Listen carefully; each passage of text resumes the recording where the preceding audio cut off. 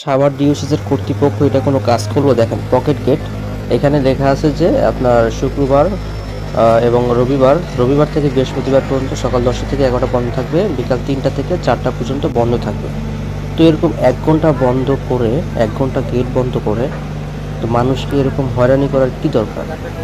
আপনারা যেহেতু বন্ধ করবেন একবার বন্ধ করে দেন। দেখেন বন্ধ করে এখানে কোনো সিকিউরিটি গার্ড নাই, তালা মেরে চাবি নিয়ে চলে গেছে। দেখেন এখানে কত মানুষ, 1 ঘন্টা ধরে মানুষ এখানে জমতেছে। মানে কি রাজকার্যটা তারা করতেছে আমি বুঝি না। আপনারা গেট বন্ধ করলে একবারে করে দেন, তো এরকম 1 ঘন্টা গেট বন্ধ করে আপনারা কেন মানুষকে হয়রানি করেন? আপনাদের যেহেতু গেট বন্ধ করার ইচ্ছা, একবারে করে দিলে ভালো হয়। কত মানুষ এখানে হয়রানি শিকার হচ্ছে।